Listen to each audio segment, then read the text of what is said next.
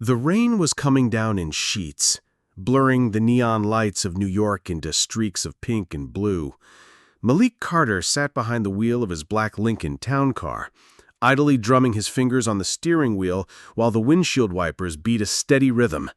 It was almost midnight, and most of his passengers tonight had been the usual mix of tired office workers, drunk partiers, and the occasional tourist who still thought it was a good idea to wander Times Square in a storm. His phone chimed with another request, a pickup in the financial district, a high-end address, the kind that usually meant a banker or some tech exec.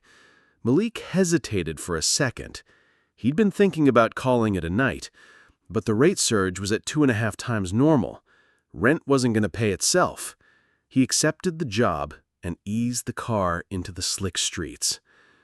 10 minutes later, he pulled up in front of a glass-walled lobby. That's when he saw her. She was standing half inside, half out in the rain, a tall woman in a white pantsuit that was already spotted with water, dark hair slicked against her cheeks, eyes darting over her shoulder. She wasn't just waiting for a ride. She was scanning the street like someone expecting trouble. Malik stepped out, holding an umbrella for her.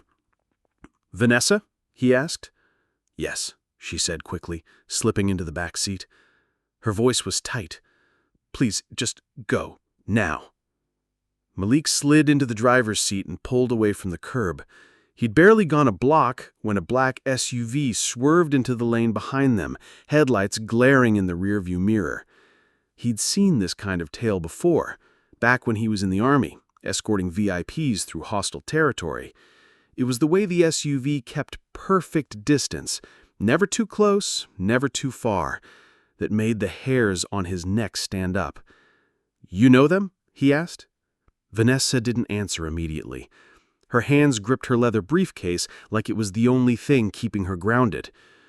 "Just, please don't stop." The SUV sped up, drawing closer. Malik's instincts took over. He cut sharply onto a side street, tires skidding on the wet pavement. The SUV followed.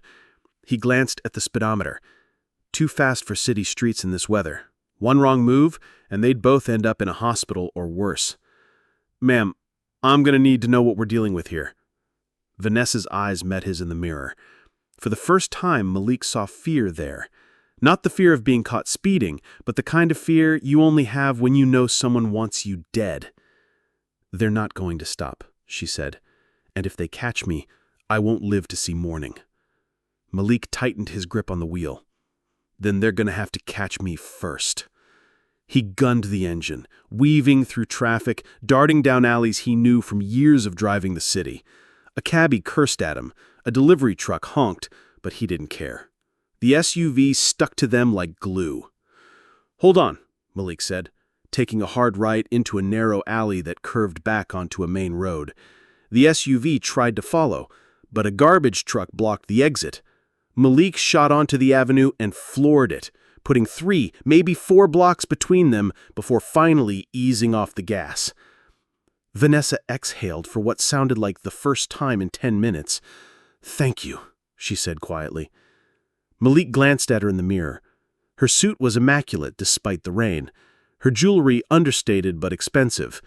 But there was something in the way she held that briefcase, a white-knuckled grip, that told him it was worth more than anything she was wearing. "Lady, you want to tell me why people are chasing you through the city in the middle of the night?" She hesitated, as if weighing whether she could trust him. Finally, she spoke. "My name is Vanessa Cortez. I'm the CEO of Valentech Industries. And what's in this case could put one of the biggest crime syndicates in the country behind bars." Malik let out a slow breath. "All right. So I guess I'm your driver tonight." The rain hadn't let up. It poured against the windshield in a relentless curtain, the wipers fighting to keep up. Malik kept one hand steady on the wheel, the other resting lightly near the gear shift, ready for whatever came next. In the rearview mirror, Vanessa sat forward slightly, her eyes flicking between the road ahead and the shadows outside her window. Every time a pair of headlights appeared behind them, she tensed. "You want to tell me exactly who's after you?" Malik asked, his voice low but steady. They call themselves the Santoro Syndicate, she said, her voice almost drowned by the rain. They've been laundering money through legitimate corporations for years, including mine. Malik's eyebrows lifted. And you're just figuring that out now? Her lips pressed into a thin line. No, I knew something was wrong months ago, but I didn't have proof until tonight. She lifted the leather briefcase onto her lap and opened it, revealing stacks of documents, flash drives, and a small, sleek laptop. The air inside the car seemed to shift. Malik didn't need to read the papers to know they were dangerous, the kind of dangerous that made people disappear. I pulled these files from a secure server during a shareholder meeting. It was risky, too risky, and they found out before I could get away clean. Malik kept his eyes on the road. So you're telling me you've got enough here to put a whole crime family away for good? Her gaze locked on his in the mirror.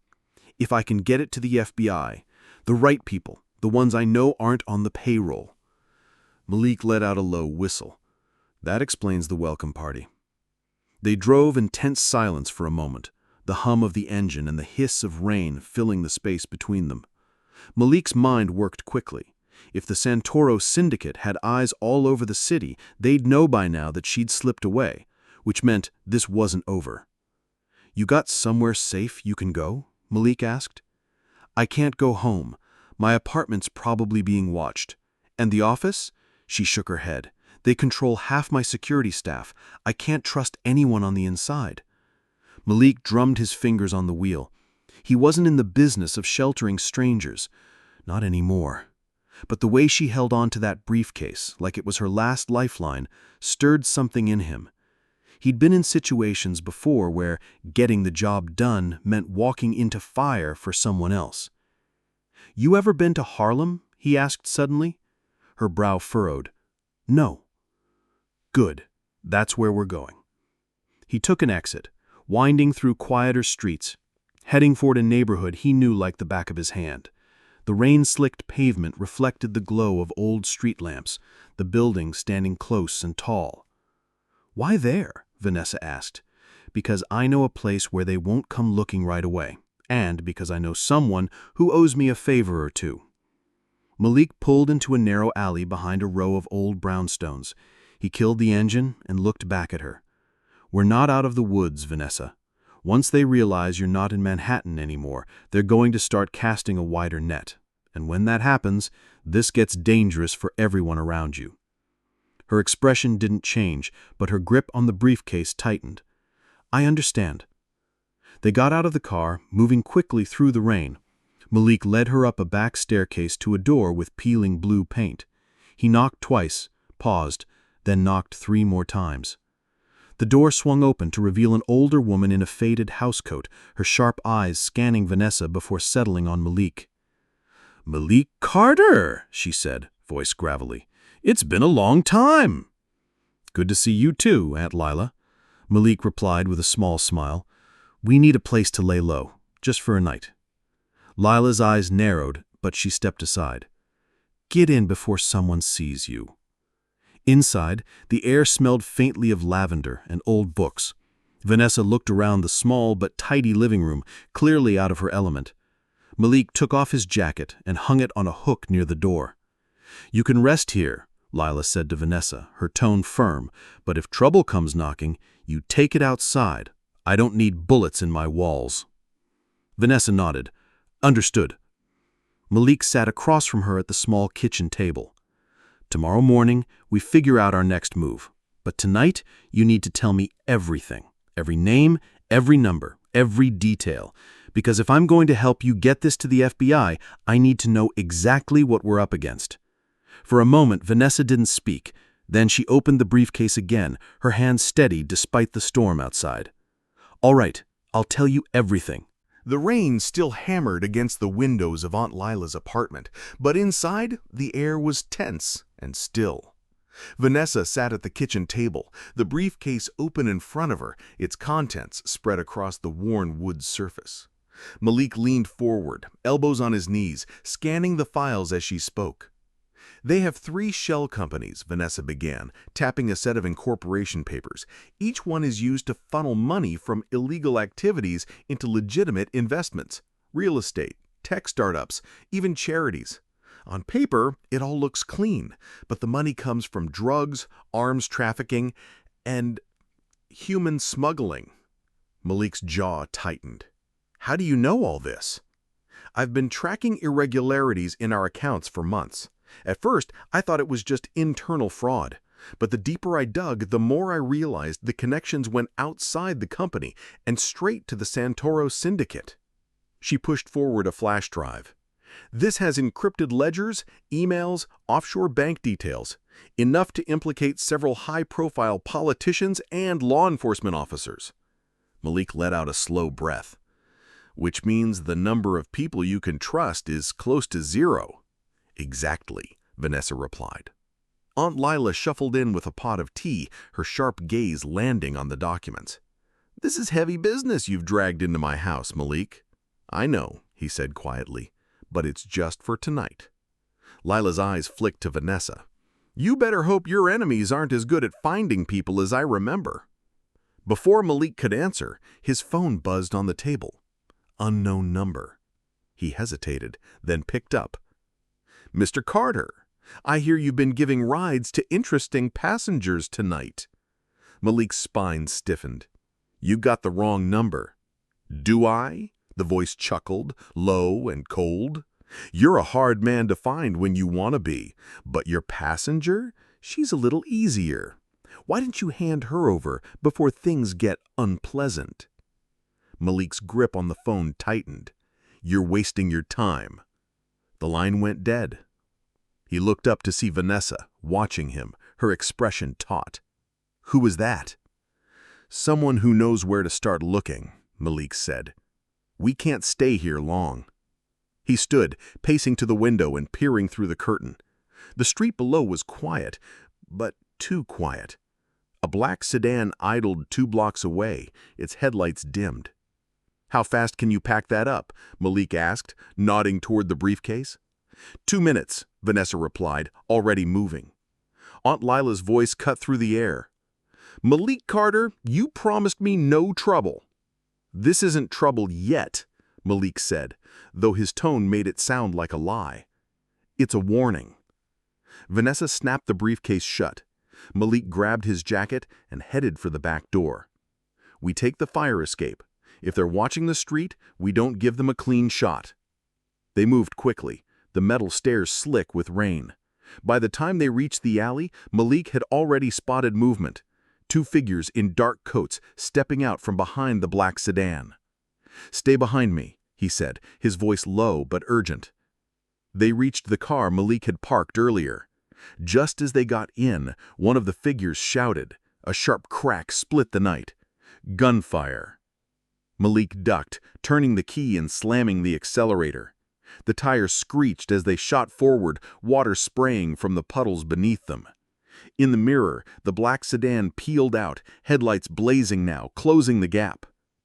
You know how to use a gun? Malik asked over the roar of the engine. Vanessa's eyes widened. No. I guess I'll have to handle both jobs, he muttered, swerving hard around a corner. The chase tore through the rain-soaked streets, Malik weaving between parked cars, cutting down side roads only he knew, but the sedan was good, too good. They're not going to give up, Vanessa said, gripping the briefcase like a shield. They won't have to, Malik replied grimly, because I've got somewhere else we can go, somewhere even they won't want to follow. Her eyes searched his face. And where's that? He glanced at her before turning down an unlit road. Underground.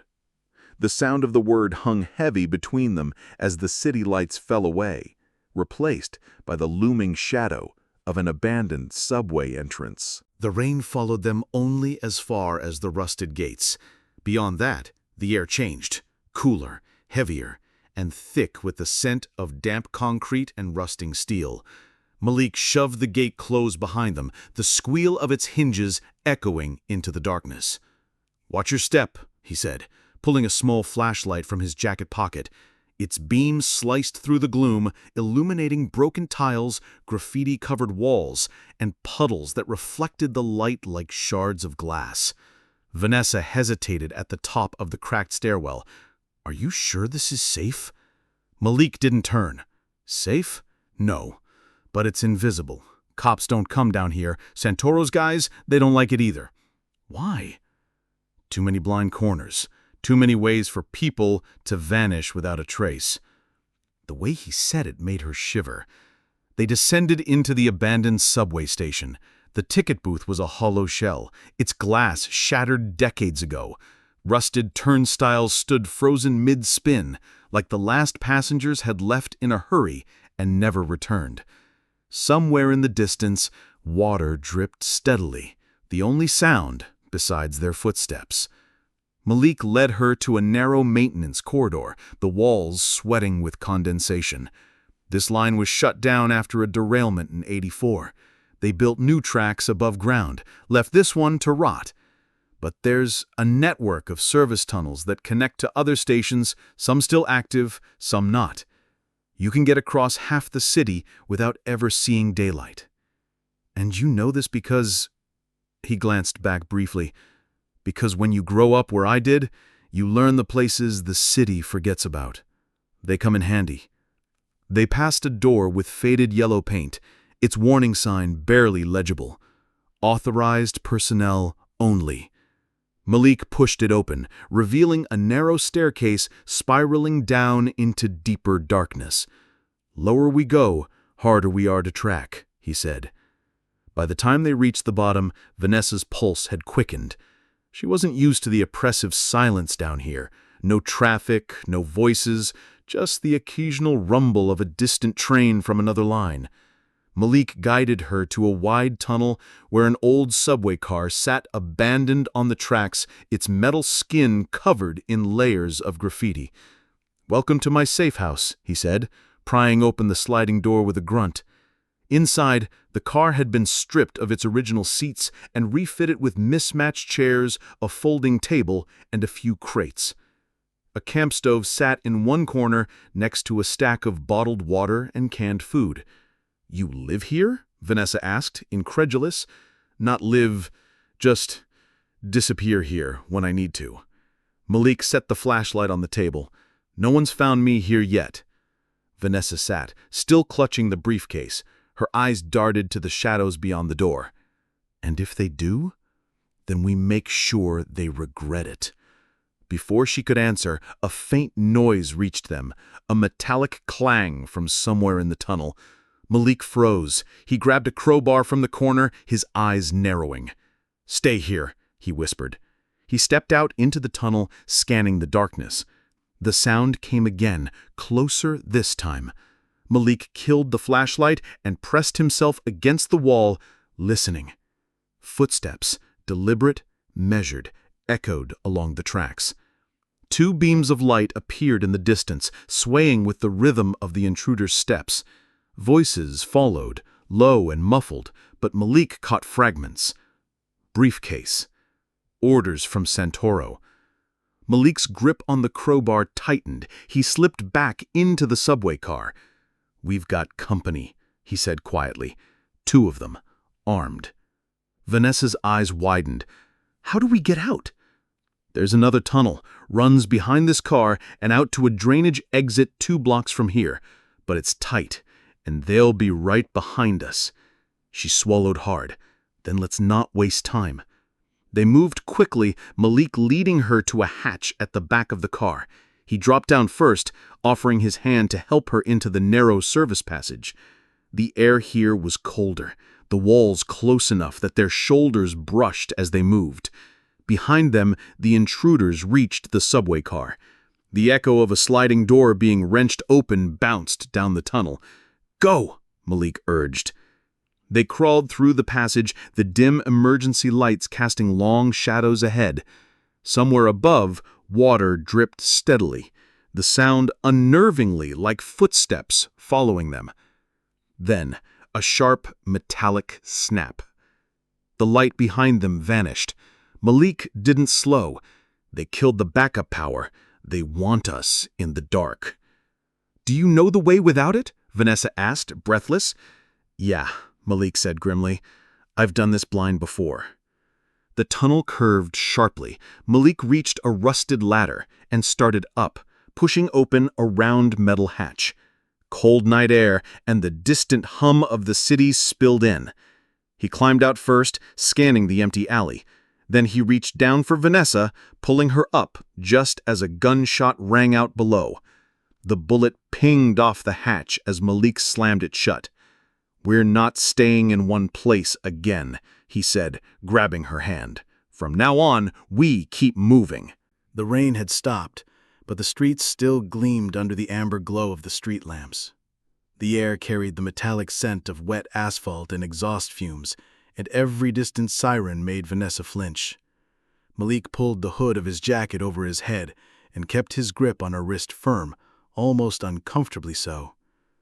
"Where are we going?" she asked, her voice low. "To see a guy named Darius," Malik replied, without looking at her. "If there's anyone I can trust right now, it's him. And he'll help us because I saved his life once. He owes me." They cut through a narrow alley where dumpsters overflowed with trash bags and rats scattered at their approach.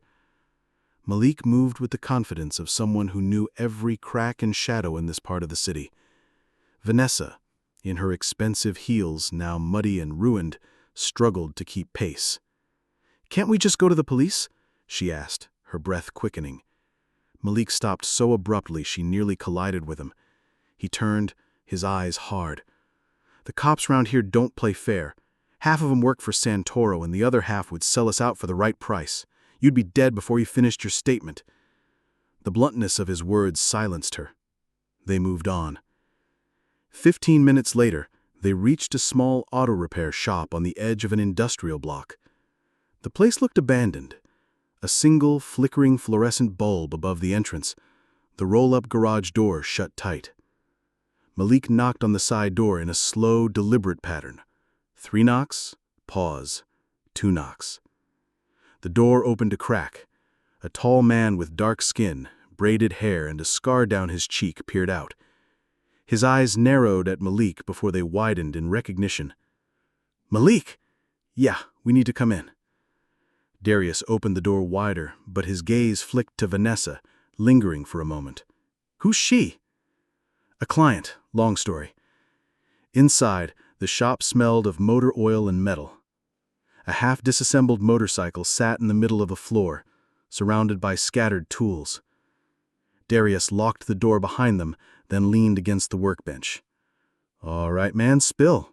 I haven't seen you in months, and now you show up in the middle of the night with some uptown executive in tow. What the hell's going on?" Malik didn't waste time.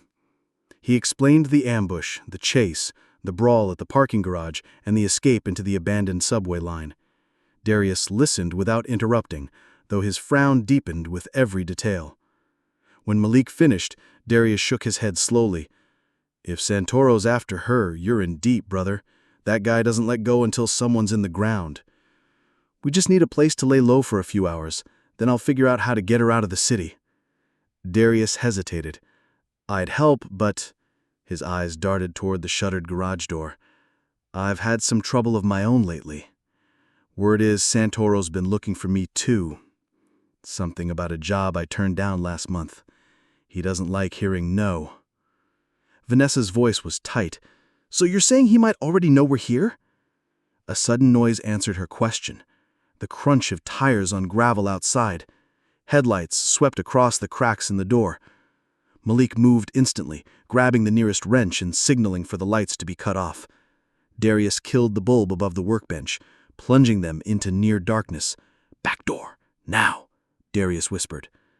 They slipped into the back storage room, stepping around stacks of spare parts.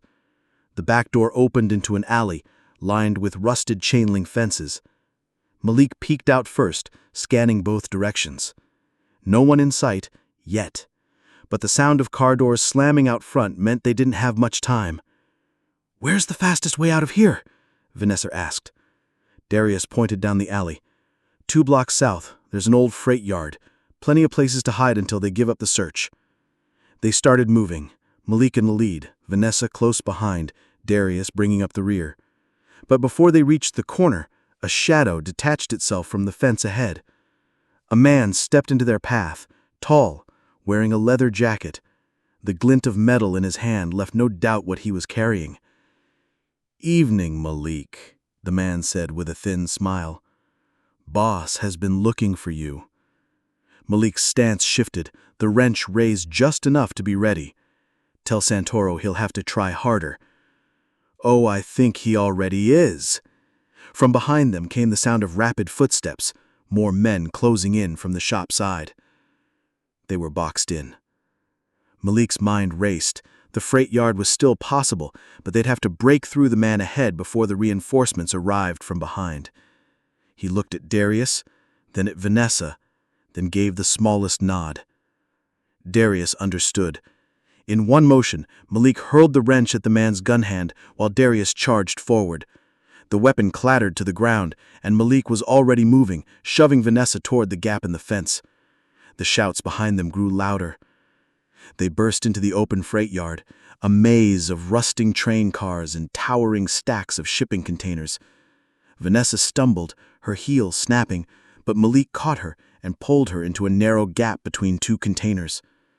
They crouched in the shadows, breaths ragged, listening as the pursuers' voices spread out through the yard. Darius crouched beside them, his eyes scanning the darkness. "We can't stay here. They'll sweep the place." "Then we keep moving," Malik said. "The east side of the yard has a drainage tunnel. If we reach it before they do, we've got a shot." "And if we don't?" Malik didn't answer. They moved again, deeper into the labyrinth of metal and rust, every step bringing them closer to the edge of the city and deeper into danger. The freight yard smelled of rust and rain. Every surface was slick, and the moonlight barely reached through the thick clouds overhead. Malik led the way, his eyes scanning for the narrow path that would take them to the drainage tunnel. "Keep low," he whispered, "and don't make a sound." Vanessa tried to obey, but the broken heel on her left shoe made her movements awkward. Each step sent a sharp ache up her calf. Darius noticed and handed her a small folding knife. "If someone grabs you, you don't hesitate," he murmured. She swallowed hard and nodded.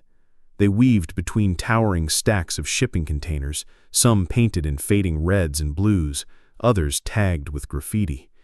In the distance, voices echoed, deep, masculine, and impatient. The search party was spreading out. Malik stopped at the edge of a large open space where the containers gave way to a gravel clearing. Beyond it, a chain-link fence ran along the yard's eastern boundary. In the far corner, half hidden by weeds, was the mouth of a drainage tunnel. "That's it," Malik said. But before they could move, a shadow emerged from the tunnel entrance. 2 shadows. No, 3, all armed. Vanessa's heart hammered. "They're waiting for us." Malik's jaw tightened. Santoro had been ahead of them from the start. The abandoned subway route, the freight yard, every safe path he had considered was already compromised.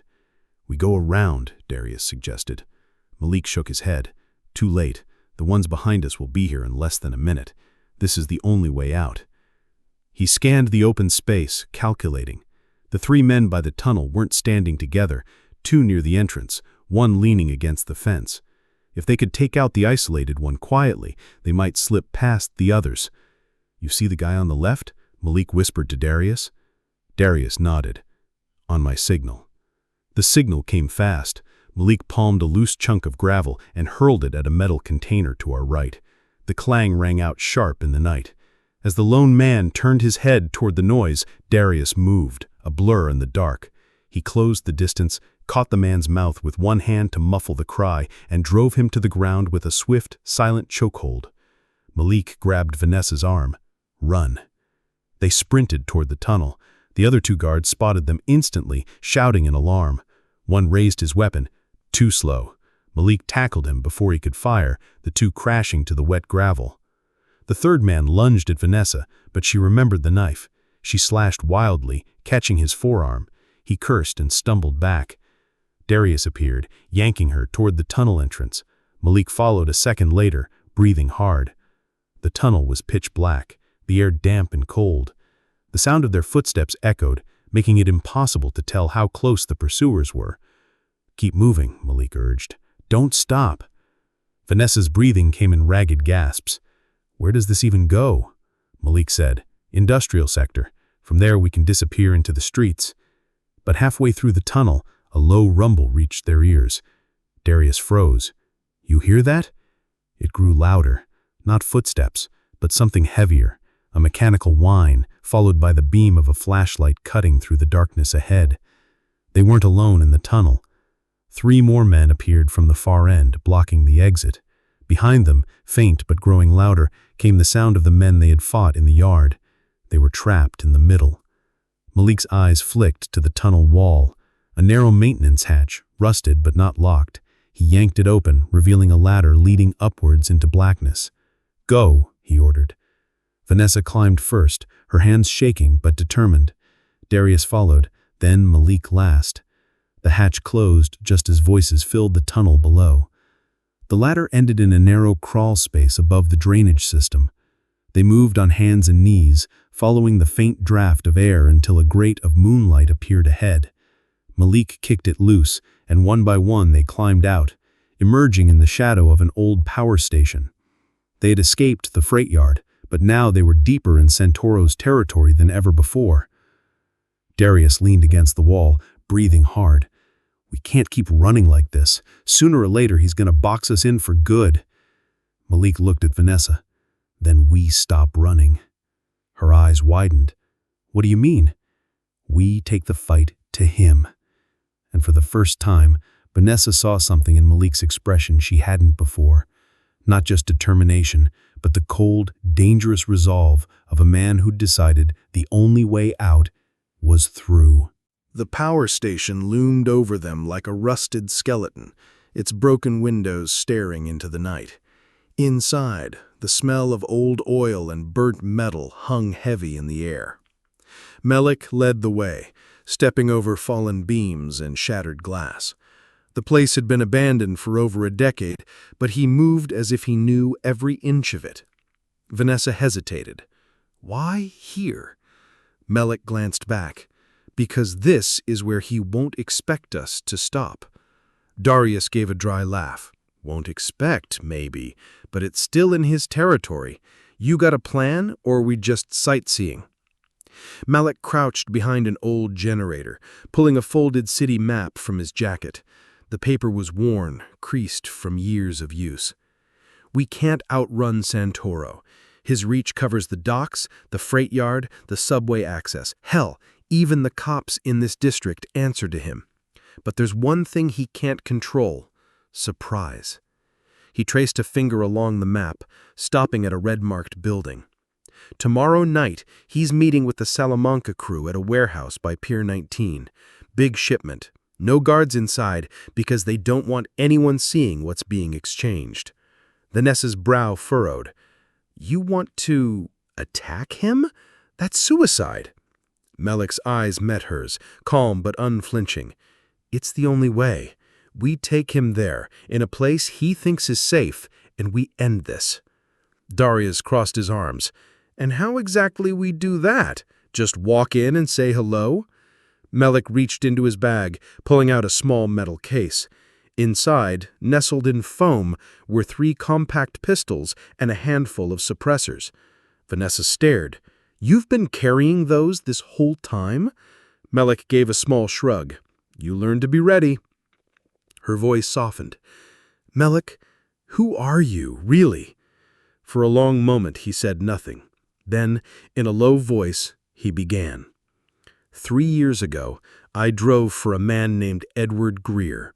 He was clean, or so I thought. Turned out he was laundering money for Santoro. When the feds closed in, Santoro had him killed, made it look like a carjacking. Only problem, I was the driver that night. I saw everything. Vanessa's breath caught. Malik continued, his voice hard. I could have run. Instead, I testified. It put Santoro in a cell for 8 months. Not long enough. He got out. And now here we are. So this is revenge, Darius said. Malik shook his head. This is survival. If he catches us, you both die because you've seen too much tonight. Silence settled over them. The distant hum of the city was their only background noise. Finally, Vanessa spoke. "Then we make it count." She surprised her even self with the words.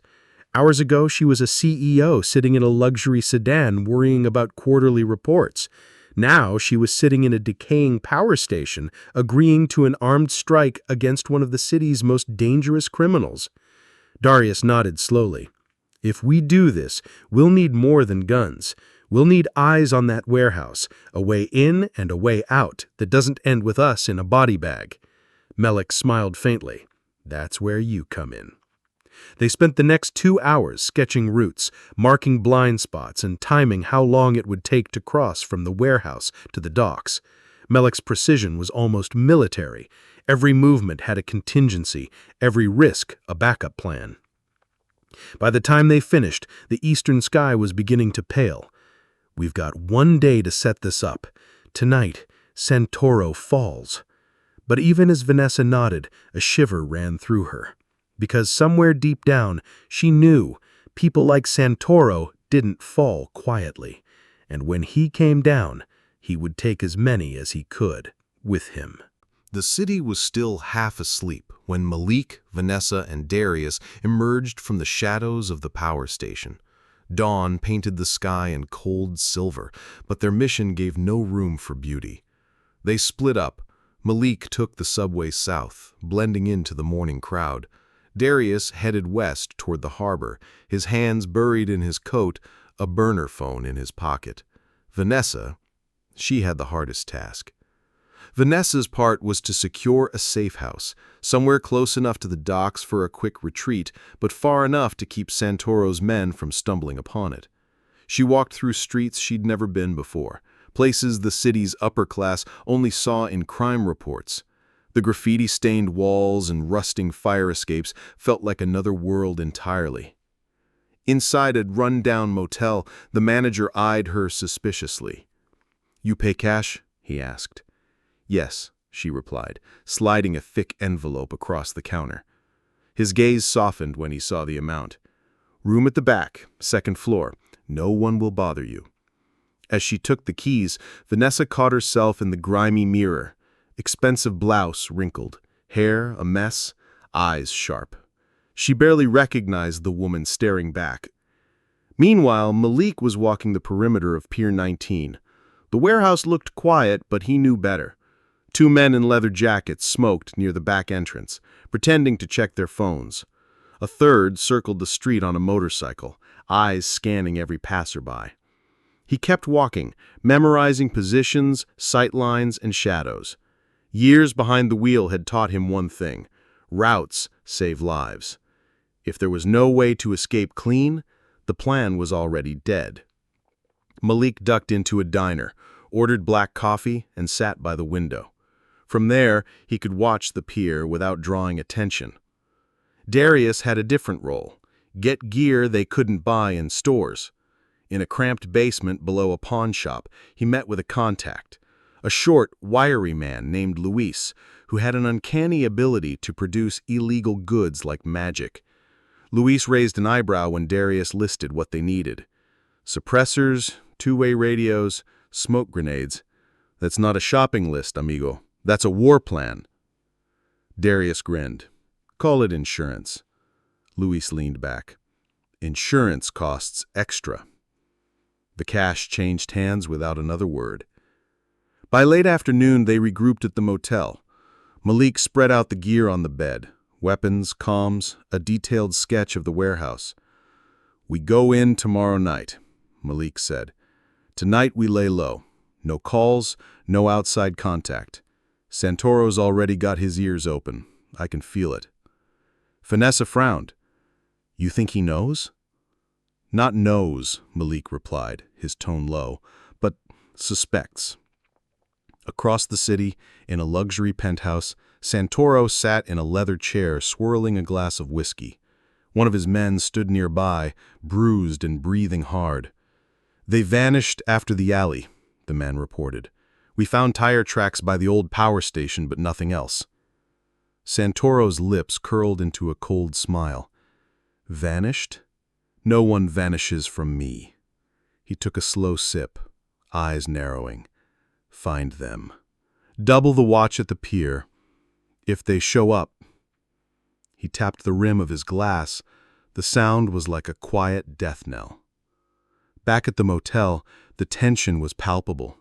Vanessa lay on the bed, staring at the ceiling. Darius cleaned his pistol in the corner, and Malik sat by the window, eyes on the street below. Outside, the night deepened, quiet, still, almost peaceful. But all three of them knew the truth. This was not peace. It was the stillness before a storm that could drown them all. The air smelled of salt and rust as night swallowed the waterfront. Pier 19 loomed ahead, a hulking shadow of corrugated metal, its walls glowing faintly from the dim floodlights scattered along the docks. From a distance, it looked almost deserted. Up close, Malik could see the truth, shadows moving at the edges, glints of steel under jackets, the low hum of idling engines somewhere in the dark. They arrived separately, blending into the night. Malik drove an old delivery van with peeling paint, slowing to a stop behind a stack of shipping containers. He killed the engine, stepped out, and adjusted the earpiece in his ear. Vanessa emerged from the shadows of a side street, her hood pulled low, a backpack slung over her shoulder. Inside the pack were the smoke grenades and radios, their lifeline. Darius had the hardest approach, coming in from the water. He'd borrowed a small fishing skiff, gliding silently along the pier's underbelly, hugging the pilings, until he reached the ladder that led up to the rear platform. "Check, check," Malik whispered into his mic. "Loudon, come here," Vanessa's voice came through. "Waterside in position," Darius added. Malik exhaled slowly. "All right, clock's ticking. Let's do this." Vanessa's role was first. She had to cut the power. Slipping behind a storage crate, she crouched beside the utility box. The lock was rusted, no match for the bolt cutter in her hands. With a swift snap, she pulled the door open and began pulling fuses. The floodlights flickered, then died, plunging half the pier into darkness. Shouts erupted from inside the warehouse. Malik moved in next. Staying low, he sprinted to the side door. 2 guards were there, startled by the blackout. The first barely had time to draw his gun before Malik's elbow caught him under the chin. The second went down with a swift kick to the knee. He pushed the door open and froze. Inside the warehouse was a maze of stacked crates, forklifts, and shadows. But in the center, under a single hanging bulb, stood Santoro and 6 men armed with rifles. The look on Santoro's face was pure venom. "Thought you could sneak in, driver?" Santoro's voice carried across the room, cold and deliberate. "I've been expecting you." Malik's stomach dropped. They had been compromised. On the pier, Darius climbed up from the water, his boots hitting the metal with a dull clang. He had just reached the side entrance when he saw movement. 2 SUVs pulling up fast, headlights slicing through the dark. More men were pouring out, weapons ready. "Damn it," Darius hissed into the mic. "We've got company, a lot of company." Vanessa, still crouched by the utility box, heard the chaos, and her pulse spiked. She yanked the first smoke grenade from her pack, pulled the pin, and rolled it toward the door Malik had entered. A thick white cloud began to fill the space, swallowing the figures inside. Malik used the cover to dive behind a crate, gun drawn. In the confusion, Santoro's voice cut through the smoke. "Kill them all!" Gunfire erupted deafening in the enclosed space. Malik ducked, returned fire, and made his way toward the rear platform where Darius was waiting, weapon ready. "Plan B?" Darius shouted over the gunshots. "Plan B," Malik agreed. They grabbed Vanessa as she sprinted past, and together they vanished into the maze of crates, leaving Santoro's men chasing ghosts. But as they burst through a side exit into the freezing night, Malik knew one thing. This was no longer just about survival. It was war. The cold night air tore at Malik's lungs as he ran, boots pounding against the weathered planks of the pier. Behind them, Santoro's men spilled out of the warehouse like a swarm of hornets, shouting orders, their boots clattering against the wood. Darius was a few steps ahead, his long strides eating up the distance. Vanessa, clutching her backpack to her chest, stayed close to Malik. She wasn't built for running, but adrenaline was a powerful thing. "Vanessa, left!" Malik barked. They darted between two stacks of empty crates, the shadows deep enough to hide them for a precious few seconds. Gunshots cracked behind them, splinters flying from the wooden crates. From the corner of his eye, Malik saw Darius raise his handgun, firing 3 sharp shots. One of Santoro's men went down, the others scattering for cover. But the pier ended abruptly. Ahead was nothing but black water and the reflection of the city lights. "Now what?" Vanessa gasped. "This way," Darius pointed, to a rusted gangway leading down to a row of moored speedboats. They leapt onto the swaying metal, the salty smell of the harbor flooding their senses. The first boat's engine coughed but didn't start. The second roared to life under Darius's skilled hands. "Get in," he shouted. Malik helped Vanessa aboard just as a hail of bullets rattled against the hull. One punch clean through the side, splashing icy water into the boat. Darius slammed the throttle forward. The boat shot away from the pier, skimming over the black water. From the dock, Santoro stood watching, his coat billowing in the wind, a lit cigar glowing in his hand. He didn't yell. He didn't chase. He simply pulled out his phone, dialing with calm precision. "Do it," he said into the receiver, his voice barely audible over the wind. The sea spray stung Malik's face, but something else clawed at his gut, an unease he couldn't shake. Minutes later, he knew why. As they neared the safety of the opposite shore, Vanessa's phone buzzed in her pocket. She pulled it out, expecting a call from one of their contacts, but the screen was filled with an image. Her apartment. The lights on. A man's silhouette moving inside. Her voice broke. "That's my brother." Malik's blood ran cold. Santoro hadn't needed to catch them tonight. He'd already found another way to strike. The speedboat roared into the night, but the battle had just shifted, from the streets and the pier to the heart of their personal lives. The hum of the speedboat's engine faded as they beached it on the far side of the harbor. Malik jumped out first, boots sinking into the wet sand, and hauled Vanessa up after him. Darius followed, his face grim in the dim glow of the moon. "We go back now," Malik said without hesitation. "If Santoro's got your brother, every second counts." Vanessa's hands trembled, clutching her phone. The image of her brother pacing inside her apartment played in her mind like a warning siren. "It's a trap," she whispered, her voice breaking. "Of course it is," Darius replied coldly, checking the magazine in his gun. "But traps work both ways, if you know they're there." They commandeered a battered pickup truck from a deserted fishing shack, speeding through the industrial district. The roads were almost empty at this hour, their headlights cutting sharp tunnels through the fog.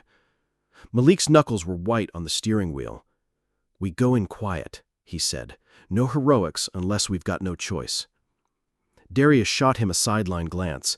"You ever notice that no heroics always ends with heroics?" They parked 2 blocks from Vanessa's building. The streets were still, the hum of the city muted as if holding its breath. Malik led the way through the narrow alley behind the apartment, his eyes scanning the rooftops for movement. From the shadows, he saw it, the faint glint of a rifle scope catching moonlight. He froze. "Sniper, top right corner," he muttered. Darius didn't even look. He simply raised his pistol, aimed at the rooftop floodlight nearby, and shot it out. Darkness swallowed the alley. The sniper cursed, adjusting his aim. That was their chance. They slipped inside the building through the back entrance. Vanessa's apartment was on the 5th floor, but the stairwell felt endless, every creak of the steps a possible alarm. At her door, Malik pressed his ear against the wood. Muffled voices, one low and measured, the other tense and angry. He kicked the door in. Santoro wasn't there. Instead, a heavy-set man in a leather jacket had Vanessa's brother pinned to the wall, a pistol under his chin. 2 more armed men swung their guns toward the doorway. Malik didn't think, he moved. The first man went down with a sharp elbow to the jaw. Darius fired twice, dropping the second. Vanessa grabbed the third from behind, clawing at his arm until Malik ripped the gun free. When the room fell silent except for ragged breathing, Vanessa rushed to her brother, tears streaming down her face. But Malik wasn't celebrating. He stepped to the window, peering into the night, and spotted something.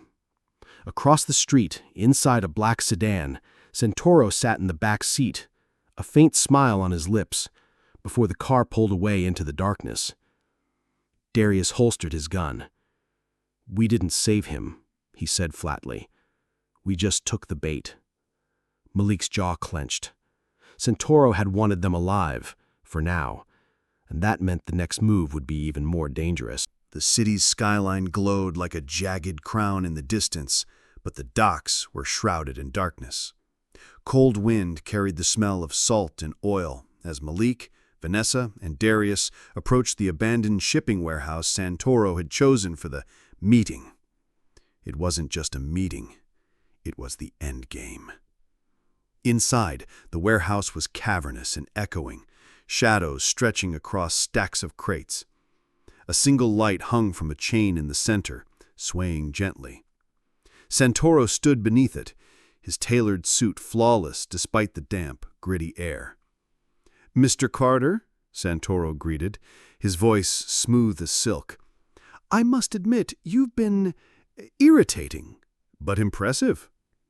Malik stepped forward, gun low but ready. "You came after the wrong people." "No," Santoro replied, a thin smile curling his lips. "I came after exactly the right people. She," he gestured toward Vanessa, "is worth more than you realize. Her company, her connections, and her loyalty, which I now suspect belongs to you." Darius scanned the shadows. "We're not alone," he muttered. And he was right. A dozen armed men emerged from behind the crates, surrounding them in a tightening circle. Vanessa's breath hitched. Malik's mind raced. 12 men, one way out. The math was bad. "You want me?" Malik said, locking eyes with Santoro. "Let them go." Santoro's brows rose. "Sacrifice yourself? Noble and stupid." He waved a hand and 2 of his men grabbed Vanessa and Darius. That was when Malik moved. He kicked over a nearby barrel, spilling oil across the floor. In the same motion, he flipped his lighter and tossed it. Flames erupted, roaring to life and racing across the slick surface. Chaos exploded, shouts, gunfire, the crackle of fire. Darius slammed his elbow into the man holding him, grabbed the fallen pistol, and returned fire. Vanessa ducked behind a crate as bullets whined past her head. Malik charged straight at Santoro, tackling him hard enough to send them both crashing into a stack of crates. A knife flashed in Santoro's hand, but Malik caught his wrist, twisting until the blade clattered away. "You could have walked away," he hissed, straining against Malik's grip. "So could you," Malik growled. And with a final, brutal punch, Santoro went limp. Outside, they stumbled into the cold night air as the warehouse behind them burned, sirens wailing in the distance. Vanessa looked at Malik, her eyes glistening. "You didn't just save my life, you saved my future." Malik shook his head. "We saved each other." Darius smirked. "Yeah, great. Now can we get out of here before the cops decide we started that fire?" They climbed into a waiting car, the city lights ahead shimmering with the promise of a second chance. But Malik knew, in the shadows, there was always another Santoro waiting. This time, though, he'd be ready.